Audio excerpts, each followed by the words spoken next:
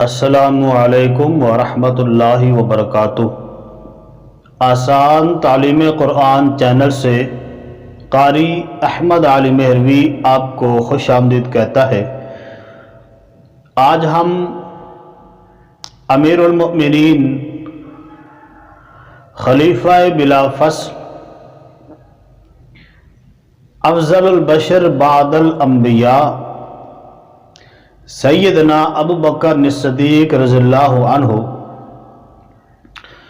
آپ کی بارگاہ میں خراج عقیدت پیش کریں گے،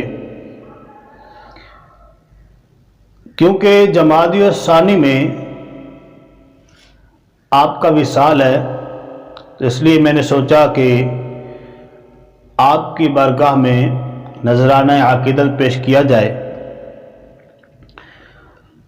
ایک مثال کا سہارا لیتا ہوں جس سے ان کی شان کو سمجھنا آسان ہو جائے گا۔ سامعین محترم، آپ جانتے ہیں اگر کہیں کوئی محفل ہوتی ہے تو اس محفل کے اندر اگر کسی عالم کو بلایا جاتا ہے تو اس کے نام کے ساتھ بڑے بڑے القابات لگائے جاتے ہیں۔ مثلا کہا جاتا ہے استاذ العلماء، شیخ الحدیث والتفسیر، حضرت علامہ، قاری، مولانا، حافظ، مطلب جتنے بھی نقیب محفل کے پاس القابات ہوتے ہیں وہ اس عالم کو اس سے نوازنے کی کوشش کرتا ہے۔ اسی طرح کو پیر آ جاتا ہے تو پیر کے نام سے پہلے بھی پیر طریقت، رہبر شریعت، یا کوئی قاری آتا ہے تو اس کے نام سے پہلے بھی بڑے بڑے القابات لگائے جاتے ہیں۔ ایک سوال ذہن میں آتا ہے کہ اگر کوئی عالم ہو، کوئی پیر ہو، کوئی نعت خوان ہو، قاری ہو، ان کے نام کے ساتھ القابات لگائے جاتے ہیں، لیکن جب حضور کے صحابہ کا نام لیا جاتا ہے تو ان کے نام کے ساتھ یہ القابات نہیں لگائے جاتے۔ معاملہ کیا ہے؟ کیا وہ قاری نہیں تھے، عالم نہیں تھے، شیخ الحدیث والتفسیر نہیں تھے؟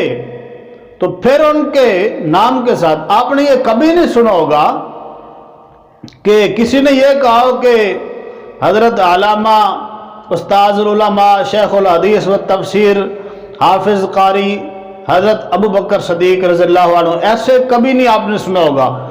اب جب بھی نام لیتے ہیں کہتے ہیں سیدنا ابو بکر صدیق، تو ہم ان کے نام کے ساتھ القابات نہیں لگاتے۔ وجہ کیا ہے؟ اس لیے نہیں لگاتے کہ یہ جتنے بھی عہدے ہیں، جتنے بھی القابات ہیں، جتنے بھی مقام ہیں، قاری ہونا، حافظ ہونا، عالم ہونا، پیر ہونا، محدث ہونا، مفکر ہونا، یہ سارے ایک طرف ہیں، حضور کا صحابی ہونا ایک طرف ہے۔ یہ سارے مل کے بھی حضور کے صحابی کی شان کو نہیں پہنچ سکتے۔ ان سب سے حضور کے صحابی کا شان اور مرتبہ بلند ہے۔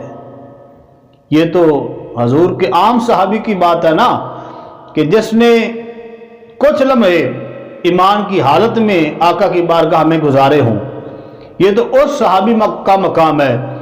تو پھر جو حضور کے چار یار ہیں اور پھر ان میں سے جو مقام سیدنا ابو بکر صدیق کا ہے، اس کا اندازہ کون لگا سکتا ہے؟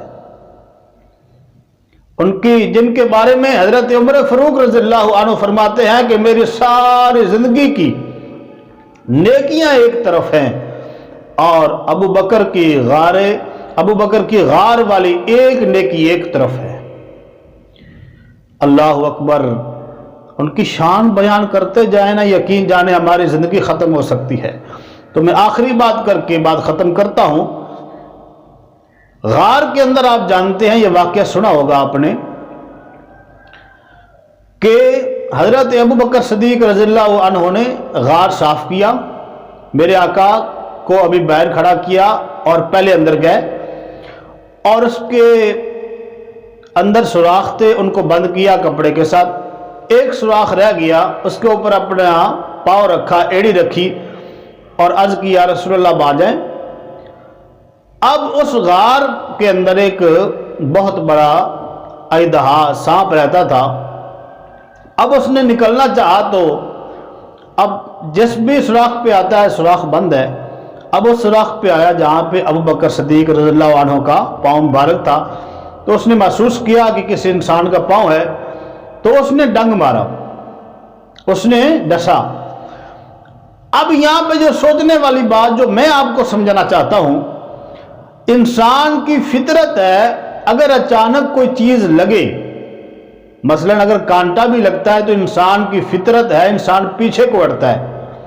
اچانک کوئی چیز لگتی ہے تو انسان کی یہ فطرت ہے کہ انسان پیچھے کو ہٹتا ہے، لیکن ابو بکر نے صدیق رضی اللہ عنہ اب اچانک آپ کا جو دھیان تھا وہ تو رخ مصطفیٰ کی طرف تھا، تو اچانک سانپ نے ڈسا تو بجائے پیچھے پاؤں ہٹانے کے پاؤں کو اور دبا دیا، یعنی عشق مصطفیٰ نے ان کی فطرت ہی بدل دی۔ عام انسان کی فطرت تو یہ ہے کہ وہ پیچھے کو ہٹتا ہے، لیکن حضرت ابوبکر صدیق رضی اللہ تعالی عنہ کی حضور سے محبت کا یہ عالم تھا کہ فطرت ہی بدل گئی۔ اب جیسے جیسے سانپ ڈستا ہے وہ پاؤں اور دباتے ہیں۔ اللہ اکبر۔ اگر اسی غار کے بارے میں بات کرتے رہیں تو کافی وقت درکار ہے۔ لوگ تو کہتے ہیں نا کہ حضور کی شان بیان کریں تو زندگیاں ختم ہو جائیں گی، میں کہتا ہوں حضور کے صحابہ کی شان بیان کریں زندگیاں ختم ہو جائیں گی اور ان کی شان پوری نہیں ہوگی۔ تو جب حضور کے غلاموں کی، حضور کے صحابہ کا یہ مقام ہے تو میرے آقا کا عالم کیا ہوگا۔ اس لیے کسی شاعر نے اپنی محبت کا اظہار کیا تھا نا کہ یہ شان ہے خدمت گاروں کی، سردار کا عالم کیا ہوگا۔ یہ شان ہے خدمت گاروں کی، سردار کا عالم کیا ہوگا۔ بن دیکھے فدا ہے ہر کوئی، دیدار کا عالم کیا ہوگا۔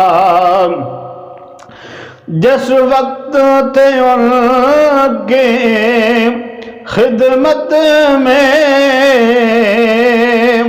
ابو بکر عمر عثمان و علی، اس وقت محمد عربی کے دربار کا عالم کیا ہوگا۔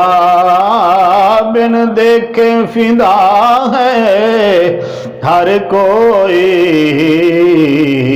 دیدار کا عالم کیا ہوگا۔ تو سامعین محترم، سیدنا ابو بکر صدیق حضور کے غلام کی شان بہت بڑی ہے، تو میں نے ان کے بارگاہ میں مختصراً نذرانہ عقیدت پیش کیا ہے۔ اللہ کریم ہمارے سینوں کو بھی عشق مصطفیٰ سے منور اور روشن فرمائے اور حضور کے صحابہ کی اتباع کرنے کی توفیق عطا فرمائے۔ آمین۔ وآخر دعوانا ان الحمدللہ رب العالمین۔